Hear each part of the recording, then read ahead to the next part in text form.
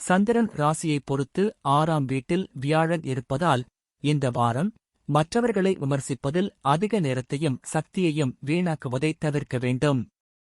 ஏனென்றால் இந்த நேரத்தில் அது உங்கள் உருவத்திலும் உங்கள் ஆரோக்கியத்திலும் மோசமான விளைவை ஏற்படுத்தும் என்பதை நீங்கள் புரிந்து கொள்ள வேண்டும். எனவே நேர்மறையாக சிந்தித்து உங்கள் பேச்சிலும் இனிமையை கொண்டு வாருங்கள்.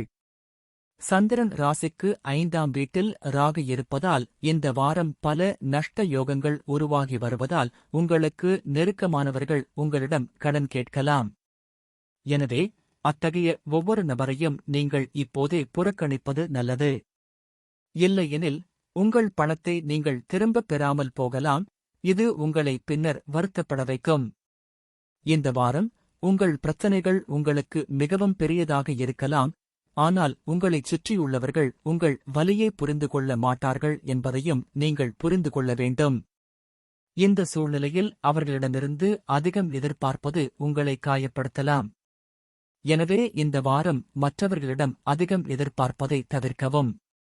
நீங்கள் வணிகத்துடன் தொடர்புடையவராக இருந்தால் நீங்கள் நேர்மறையான செய்திகளைப் பெறலாம். இது உங்களுக்கு மகிழ்ச்சியாகவும் இருக்கும்.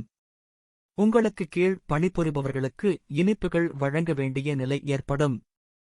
மேலும் அவர்களின் வருமானத்துடன் சில கூடுதல் பணத்தை நீங்கள் அவர்களுக்கு வழங்கினால் அவர்கள் உங்கள் வேலையில் அதிக கவனம் செலுத்தி மற்றவர்களுடன் அதிக வணிக வாய்ப்புகளை உருவாக்க உதவுவார்கள்.